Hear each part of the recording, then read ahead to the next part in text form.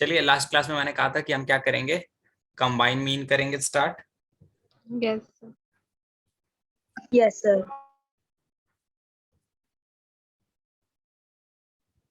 Combine mean, combine mean को हिंदी में बोलते हैं संयुक्त माध्य। ठीक है, इसका मतलब क्या होता है पता है? अपने पास दो क्लास हैं, ठीक है, आपके स्कूल में 2 3 4 5 कई सारे सेक्शन होते हैं ना, आप लोगों के स्कूल में कई सारे सेक्शन होंगे। तो हमने एक क्लास ए है और एक क्लास यस सर। बी है। ए में जो है टोटल नंबर ऑफ स्टूडेंट जो है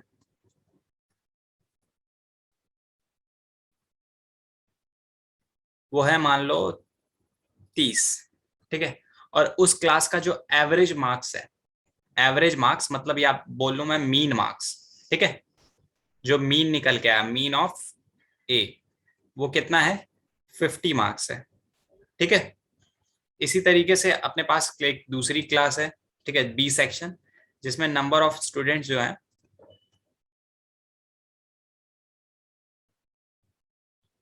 वो मान लो 20 है, और इनका जो मीन आया मतलब एवरेज मार्क्स आए हैं वो अपना आया है 70। ठीक है, ये एवरेज मार्क्स निकल के आया है। अब हमसे कई बारी पूछ देता है कि भाई ओवरऑल सबका एवरेज कितना है, दोनों का मिला के एवरेज कितना होगा, दोनों का एवरेज कितना होगा। ऐसे क्वेश्चंस हमने देखे हैं इससे पहले भी, 10th में पढ़ा है सर कि एक नहीं बार हमने? बताना क्वेश्चन क्या है। अपने पास दो क्लास है, एक स्कूल में कई सारे सेक्शन होते हैं, हमारे यहाँ पे दो सेक्शन है, section A and section B. Section A में जो स्टूडेंट्स है, नंबर ऑफ स्टूडेंट 30 स्टूडेंट हैं वहां पे, और उनके एवरेज मार्क्स जो निकल के आए कि कितने मार्क्स एवरेज है, ठीक है, मतलब उनका मीन मार्क्स जो निकल के आया, माध्य का जो मार्क्स निकल के आया वो 50 मार्क्स है। जब सबके मार्क्स को ऐड करके हमने 30 से डिवाइड करा होगा तो उसका जो एवरेज निकल के आया वो कितना निकल के आया? 50 निकल के आया। ठीक है, इसी तरह से एक बी क्लास है, बी क्लास में 20 स्टूडेंट थे और उनका जो मीन मार्क्स निकल के आया वो कितना निकल के आया? 70 निकल के आया। अब हमसे पूछ देगा कि भैया इनका संयुक्त माध्य बताओ या इनका कंबाइन मीन बताओ, तो कैसे निकालेंगे? इसके लिए हम फॉर्मूला यूज करते हैं मीन ऑफ, सर स्क्रीन आ रही है। हाँ फिर से बोलिएगा एक सर बार। स्क्रीन शेयर नहीं हो स्क्रीनशॉट? सर स्क्रीन शेयर नहीं हो रही है। मेरी स्क्रीन नहीं आ रही है? सर आ रही है। बच्चे सर फिर आ रही है। बच्चे फिर एग्जिट करके दोबारा से वो करिए। देखिए, कंबाइन मीन का जो फॉर्मूला होता है, फर्स्ट मीन, ठीक है, ए और बी का जो दोनों का मीन का फॉर्मूला होगा N A plus mean of B and number of student जो है बी के divided by N A plus N B, ये अपना फॉर्मूला होता है। यहाँ पे एन ए किसके लिए स्टैंड करता है? N student, N A stand करता है नंबर ऑफ स्टूडेंट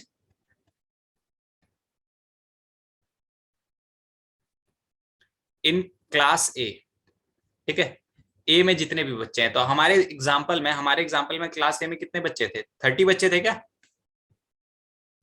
तो एन ए की वैल्यू अपनी कितनी आ यस गई? सर। 30 आ गई। इसी तरह से एन बी जो है वो हमारा किसके लिए स्टैंड करेगा? वो हमारा स्टैंड करेगा number of students in class B. ये कितने थे? 50 थे क्या हमारे एग्जाम्पल में? 50 थे? यस देखो, सर। 50 कहाँ थे, 20 थे। ऐसे ही कुछ भी बोल दोगे, मतलब मैं गलत बोलूं तो कुछ भी बोल दो, 20 थे। ठीक है, उसके बाद एक्स ए किसके लिए होता है? एक्स ए स्टैंड करता है मीन ऑफ ए, मतलब ए क्लास का जो मीन आया है, ठीक है, एक कक्षा का जो मीन आया है वो है। तो हमारे एग्जाम्पल में इसका मीन कितना था? 50 था। Yes sir. और एक्स बी हमारा किसके लिए स्टैंड करता है? ये स्टैंड करता है मीन ऑफ बी के लिए, जो हमारा कितना था? 70 था। अब देखो सारी चीजें, ये चार चीजों की अपने को रिक्वायरमेंट थी क्वेश्चन करने के लिए, चारों चीजें अपने पास है, तो जल्दी से क्वेश्चन को खत्म करते हैं। मीन ऑफ ए बी ये हो जाएगा अपना 30 इंटू में 50 प्लस 20 इंटू में 70 अपॉन में 30 प्लस 20। देखो यही करा ना, सारी वैल्यूज को वही पुट करा ना, कुछ गलत तो नहीं करा ना। देखो 30 इंटू में 50, 20 इंटू में 70 और अपॉन में 20 प्लस 30। सॉल्व करते हैं इसको। ये कितना हो जाएगा, ये हो जाएगा 150 प्लस ये हो जाएगा 140 डिवाइडेड बाई 50। सर मेरी क्लास सर क्या? ये वाला मुझे समझ में नहीं आया। सर मुझे भी नहीं आया। ये देखिए, ये इसका फॉर्मूला होता है। ये फॉर्मूला तक समझ में आया है? यस सर, वहां तक आ यस गया। सर। ठीक है। अब देखो एक्स ए की जगह मैंने क्या पुट करा, एक्स ए अपना कितना था, 50 था, तो इसकी जगह मैंने क्या रखा, 50 रखा। उसके बाद देखो एन ए की जगह मैंने क्या रखा, एन ए की जगह 30 रखा, प्लस बीच में प्लस का साइन था अपने फॉर्मूले में, यहां पे देखो। फिर एक्स बी की वैल्यू अपनी कितनी थी, 70 थी, वो 70 रखा। और एन बी की वैल्यू अपनी कितनी थी, 20 थी, वो 20 रखा। और अपॉन में क्या आता है, N A plus N B, ये अपना एन ए एन बी, इन दोनों को ऐड करके यहाँ पे रख दिया। ठीक है। अब 50 को इससे मल्टीप्लाई करा तो ये कितना आएगा, 1500, यही आएगा ना। देखो ये सारी यस वैल्यूज सर। अपने पास थी, मैंने वैल्यूज को उठा के सीधा बस फॉर्मूले में रखा है और कुछ भी नया नहीं करा है। अब देखो इनको ऐड करेंगे तो ये कितना आएगा, 2900 डिवाइडेड बाई 50। 0 से 0 कैंसिल आउट हो जाएगा, 5 5 जा 25, देन 4 जाएगा और 5 8 जा 40। अब इनका एवरेज मीन कितना निकल के आया, इनका कंबाइन मीन 58। 58। क्लियर है? इससे भी क्वेश्चन आ जाता है, नोट डाउन कर लो इसको। Yes sir.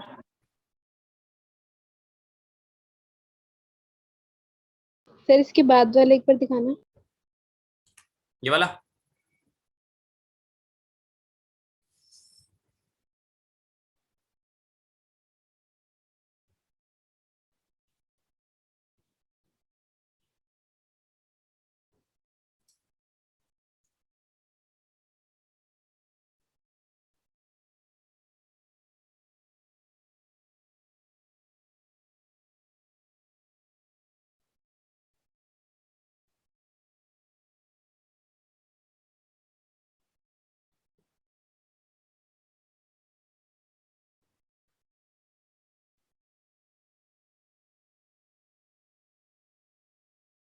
हो गया सर।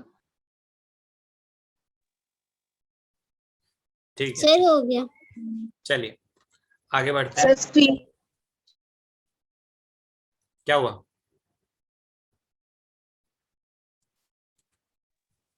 सर हो गया। चलिए आगे देखिए। अभी तक हमने जो माध्य था उसके गुण देख लिए थे और उसके दोष भी देख लिए थे। अब बात यस। करेंगे माध्यिका की।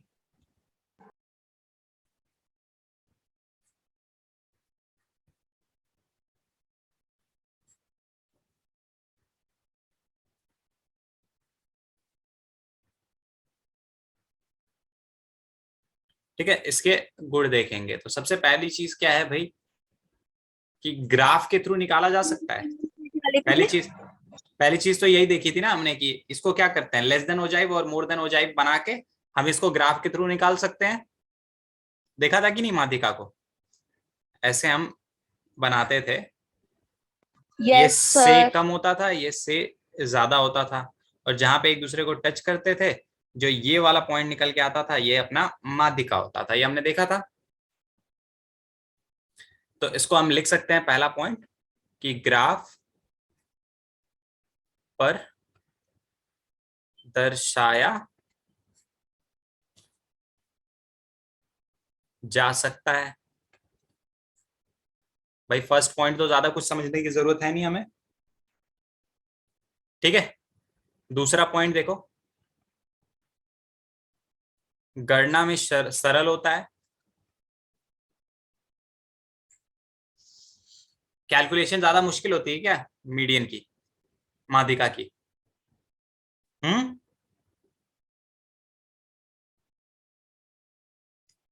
इसमें कुछ इफेक्ट पड़ता है क्या?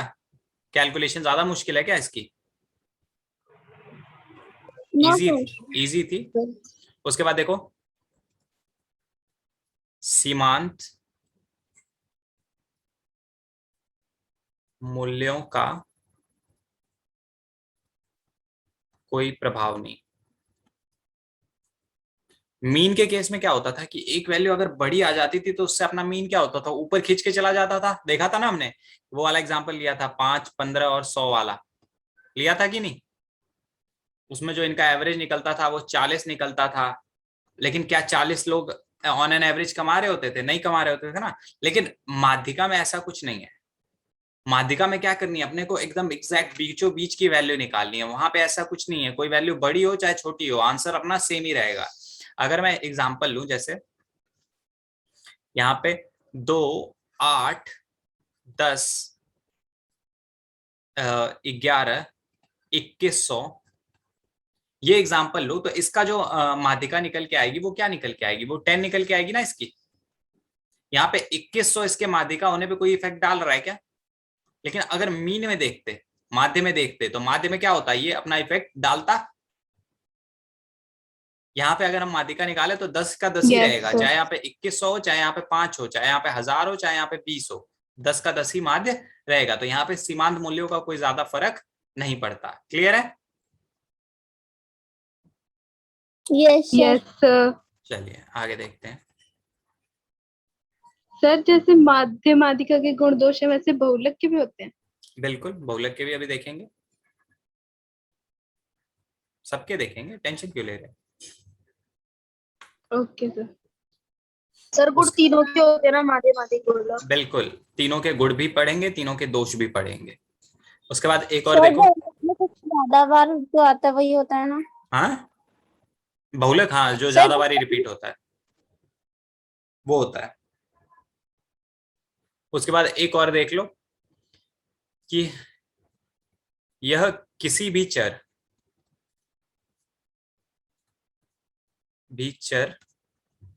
का निकाला जा सकता है।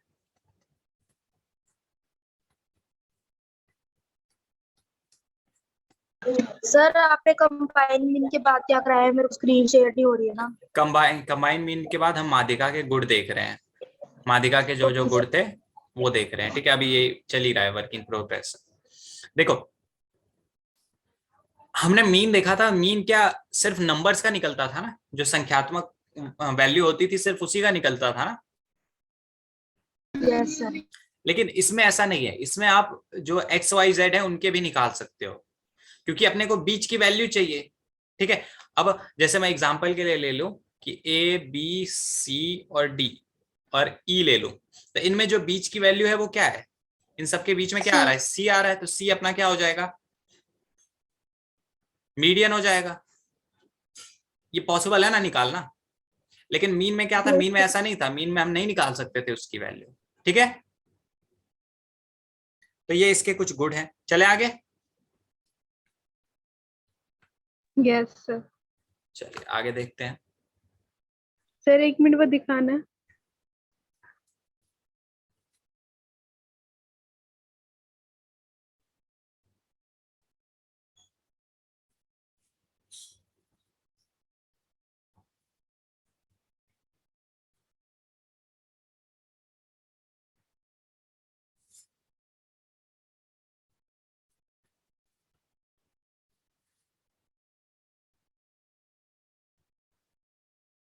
चले आगे।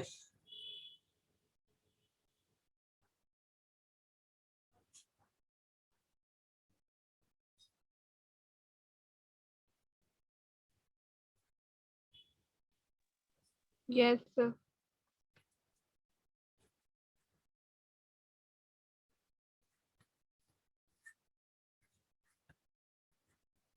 अब इसके दोष भी देख लेते हैं, डीमेरिट्स।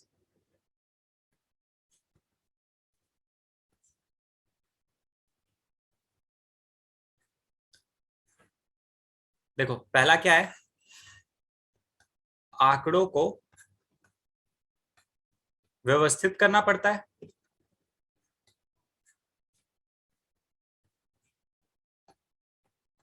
सर दोबारा बोले तो। जो हमारे आंकड़े हैं उनको क्या करना पड़ता है, अपने को व्यवस्थित करना पड़ता है, या तो घटते क्रम में लगाना पड़ता है या बढ़ते क्रम में लगाना पड़ता है। मीन में ऐसा नहीं था। मीन में क्या था कि कहीं से भी हो बस ऐड कर दो, जोड़ दो। लेकिन यहाँ पे क्या है, यहाँ पे अपने को इसको व्यवस्थित करना पड़ेगा, या तो अवरोही क्रम में या आरोही क्रम में, असेंडिंग ऑर्डर या डिसेंडिंग ऑर्डर में पहले लगाना पड़ेगा। तो ये इसका क्या है, एक दोष है। उसके बाद दूसरा देखो,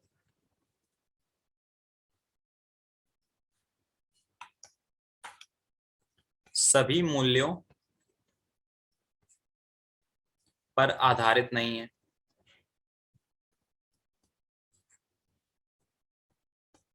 यहाँ पे जो हमने एग्जाम्पल में देखा था कि यहाँ पे सभी मूल्यों पे आधारित नहीं है ना, सिर्फ एक मूल्य डिपेंड करता है ना, कौन सी जगह पे आ रहा है बस वही डिपेंड करता है ना। Yes sir. तो ये भी एक इसका दोष है कि भाई पूरे सीरीज को यूज नहीं कर सकते हम। उसके बाद देखो, बीजगणितीय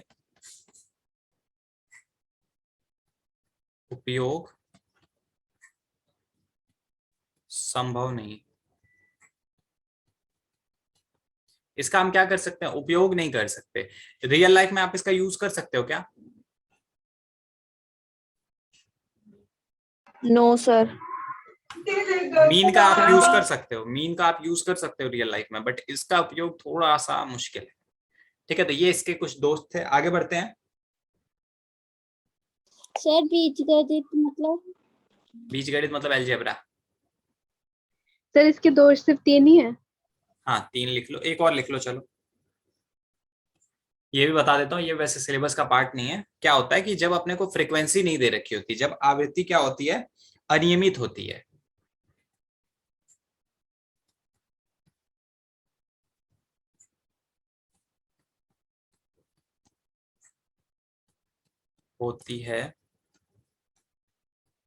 तो मात्रिका श्रेणी का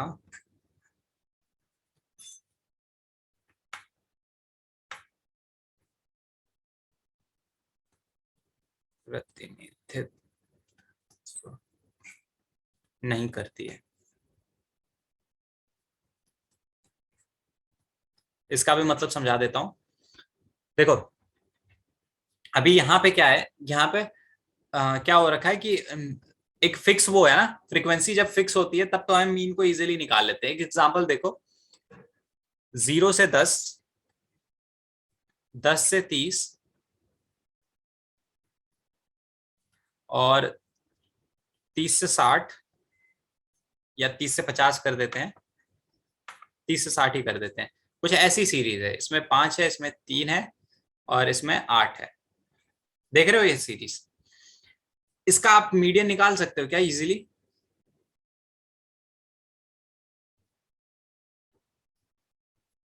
इसका मीडियन निकाल सकते हो क्या? आप में से कोई निकाल सकता है या नहीं इसका मीडियन? ये जो सीरीज आपके सामने रखी है, एक छोटी सी सीरीज, क्यों नहीं निकाल सकते? देखो यहाँ पे एक दिक्कत है कि देखो इन दोनों के बीच का जो डिफरेंस है वो 10 है, इन दोनों के बीच का जो डिफरेंस है वो 20 है, इन दोनों के बीच का जो डिफरेंस है वो 30 है। ये तो दिक्कत हो गई। अब हम कैसे निकालेंगे ये? ठीक है, तो इसलिए अपने को क्या करना पड़ेगा, पहले इस सीरीज को चेंज करना पड़ेगा। तो ऐसी सीरीज में क्या होगा, ये इसमें से -5 कर देंगे। बच्चे नहीं, आप नहीं समझ रहे। पहले इसको क्या करेंगे, इक्वली डिस्ट्रीब्यूट कर देंगे। देखो यहाँ पे इन दोनों के बीच का डिफरेंस 10 है, इन दोनों के बीच का डिफरेंस 20 है, इन दोनों के बीच का डिफरेंस 30 है। अगर सीरीज ऐसी होती 10 से 20, 20 से 30, 30 से 40, 40 से 50, 50 से 60 ऐसी होती अगर सीरीज, तब तो इजीली हम निकाल लेते। लेकिन इस सीरीज में पॉसिबिलिटी नहीं है निकालने की। पहले हमें क्या करना पड़ेगा, इस सीरीज को इसमें कन्वर्ट करना पड़ेगा, देन पॉसिबल है। ठीक है। और एक चीज और है कि यहाँ पे बोल देता है अपने को मॉडल क्लास, तो पता लग जाती है, एग्जैक्ट पॉइंट में जाके हम आंसर तो ले लेते हैं, लेकिन क्या वो आंसर सही है एग्जैक्टली जैसे यहाँ पे कह देता है कि 10 से 20 के बीच में मान लो 5 बच्चे आ रहे हैं और यही अपना क्या निकल के आ रहा है, मीडियन निकल के आ रहा है, ऐसा कह देता है। तो 10 से 20 के बीच में तो बहुत सारी वैल्यूज होंगी। उसे एक वैल्यू पे क्या गारंटी है कि अपने को वही वैल्यू मिलेगी जो मीडियन होगी। मान लो जैसे हमने इनके बीच का एक वैल्यू कोई भी पिक कर ली अपनी मर्जी से, 11, 11 अपना मीडियन आ गया, तो ये श्योरिटी है कि ये मीडियन 11 ही होगा, लगता है आप लोगों को? No sir. तो वही चीज है, ये कुछ इसके दोष हैं। अब बढ़ते हैं आगे बहुलक के लिए। सर अभी जो आपने कराया वो वाला एक बार दिखाना।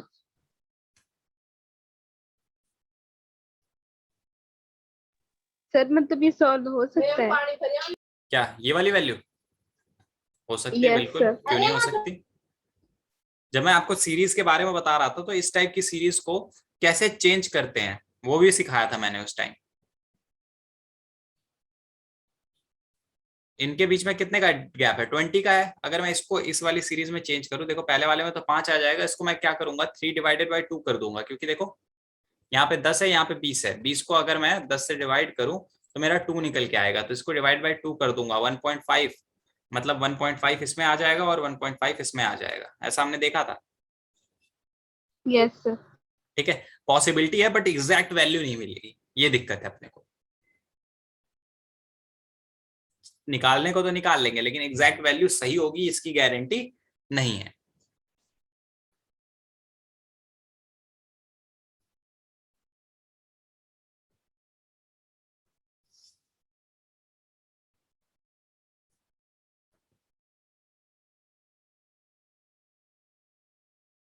सर हो गया। चलिए आगे देखते हैं।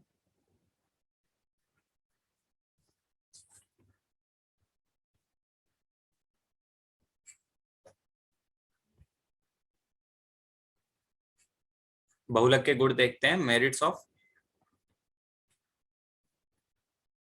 मोड। तो सबसे पहला, बहुत इजीली कैलकुलेशन होती है इसकी।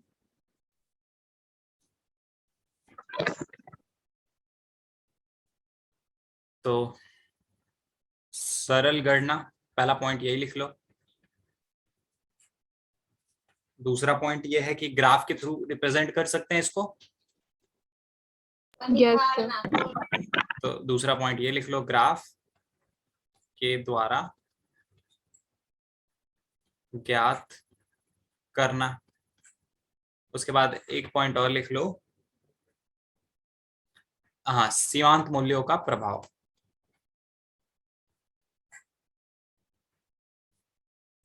सीमांत मूल्यों का कोई प्रभाव नहीं।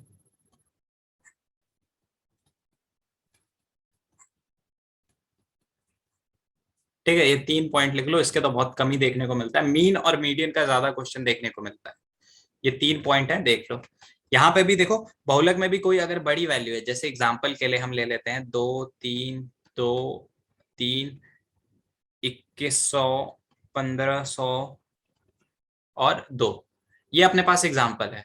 तो इसमें इसका जो बहुलक होगा वो क्या होगा, जो सबसे ज्यादा बारी रिपीट करता है। तो देखो 1 2 3, 2 अपना 3 बारी आ रहा है तो 2 क्या हो गया, इसका बहुलक हो गया। अब 2100 या 1500 कोई फर्क नहीं पड़ता अपने को। ठीक है, सीमांत मूल्यों का ज्यादा कुछ फर्क नहीं पड़ेगा। ठीक है,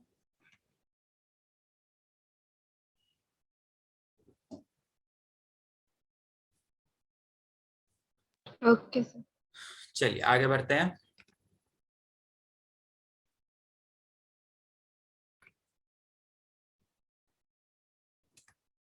लास्ट देखिए, बहुलक के दोष।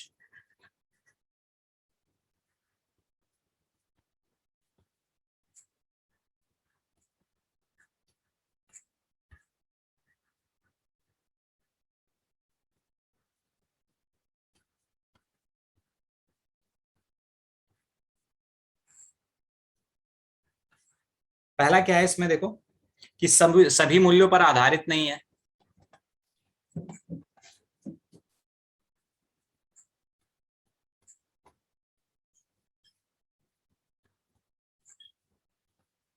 सारे मूल्य इसमें इंक्लूड नहीं होते ना। जैसे एग्जांपल में ले लो, जो सबसे ज्यादा बारी आया था अपने को उसी से मतलब रखना है, बाकी सबसे मतलब नहीं रखना है। ठीक है, उसके बाद देखो सभी चरों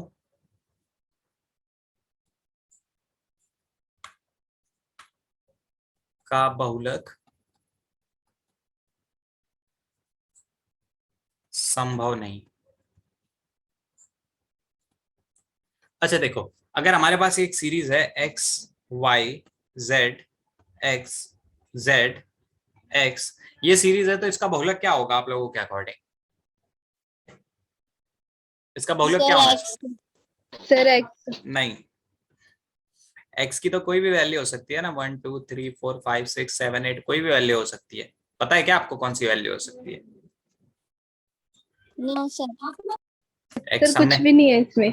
हाँ इसमें कुछ भी नहीं है, इसका तो निकाल ही नहीं सकते, पॉसिबिलिटी ही नहीं है, तो इसलिए ये वाला पॉइंट लिखवाया है कि सभी चरों का बहुलक संभव नहीं है। जो एल्जेब्रिक टर्म्स होती है ना, उनका पॉसिबल नहीं है जब तक अपने को एग्जैक्ट नंबर ना पता लगे। हमने यही तो पढ़ा है ना कि ये क्या है, वेरिएबल्स है, इनकी वैल्यू सर ये बदलती सिर्फ रहती है। चरों के।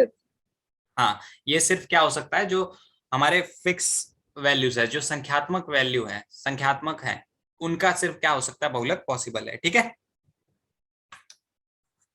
उसके बाद एक पॉइंट है इसका, इसका एक मेथड और होता है निकालने का बहुलक, हमारा समूहीकरण मेथड होता है, समूहीकरण विधि।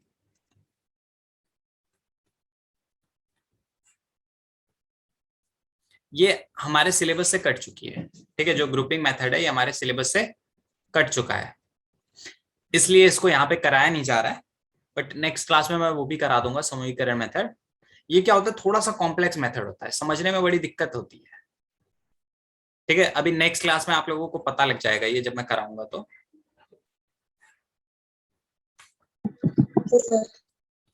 समूहीकरण जो मेथड होता है, ग्रुपिंग मेथड, मोड निकालने के लिए, नेक्स्ट क्लास में जब मैं कराऊंगा तब आप लोगों को समझ में आ जाएगा। अभी पॉइंट लिख लो बस। ठीक है, इसका जो पॉइंट है, समूहीकरण की विधि जटिल है।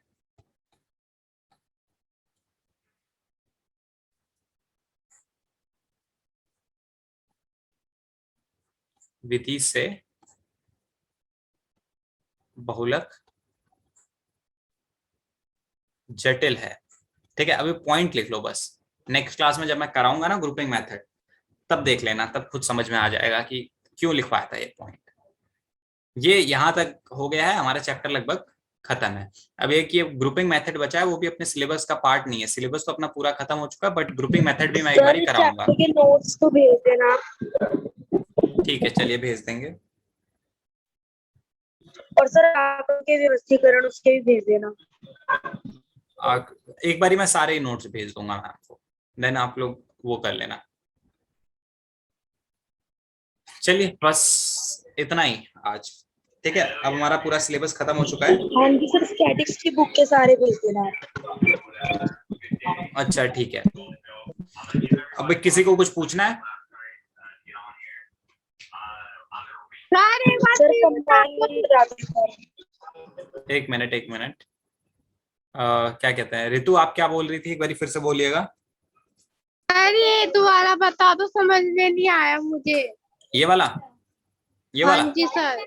देखो, हाँ जी। जो हमारा बहुलक होता है उसको हम कैसे निकालते हैं, ये जो सबसे ज्यादा बारी रिपीट होता है उस चीज को हम बहुलक बोलते हैं। तो यहाँ पे अगर मैं देखूं तो एक नंबर देखूं, 2 3 5 2 8 2, इसमें सबसे ज्यादा बारी कौन सी वैल्यू आ रही है? 2 आ रहा है ना, देखो, एक बारी, 2 बारी, 3 बारी, जो वैल्यू सबसे ज्यादा बारी आती है वो हमारा बहुलक होता है। तो यहाँ पे बहुलक जो है हमारा वो 2 हो जाएगा, जो z की वैल्यू, z मतलब बहुलक होता है, वो हमारा 2 हो जाएगा। लेकिन यहाँ पे बाकी सारे मूल्यों को हमने शामिल नहीं करा, 5 का कोई यूज नहीं, 3 का कोई यूज नहीं, 8 का कोई यूज नहीं, नहीं यूज है ना। No sir. तो इसलिए इसकी जो पहली हमारा दोष है कि क्या है, ये सभी मूल्यों पर आधारित नहीं है, सिर्फ कुछ ही मूल्यों पर आधारित है, उन्हीं को हम क्या कर सकते हैं, निकाल सकते हैं। तो ये अपना पहला पॉइंट हो गया। उसके बाद दूसरा कह रहा है कि सभी चरों का बहुलक संभव नहीं है। अगर मैं ऐसी सीरीज लिख दूं आपको कि A B A X Y Z A, ठीक है, तो इसका बहुलक पॉसिबल है क्या? आप कहोगे कि भाई सबसे ज्यादा बारी रिपीट क्या हो रहा है, ए रिपीट हो रहा है, तो ए अपना बहुलक होना चाहिए, बट नहीं। ए जो है हमारी कोई भी वैल्यू रख सकता है। ए क्या है, एक चर राशि है, ये 1 2 3 4 डॉट डॉट डॉट एन तक कोई भी वैल्यू ले सकता है। ठीक है, हम कुछ कह नहीं सकते कि ये कौन सी वैल्यू लेगा, तो इसलिए इसका बहुलक पॉसिबल नहीं है। तो दूसरा पॉइंट वही लिखा है कि सभी चरों का बहुलक संभव नहीं है। तीसरा है समूहीकरण विधि। एक विधि होती है समूहीकरण, वो हम नेक्स्ट क्लास में देखेंगे, ग्रुपिंग मेथड जिसको बोलते हैं।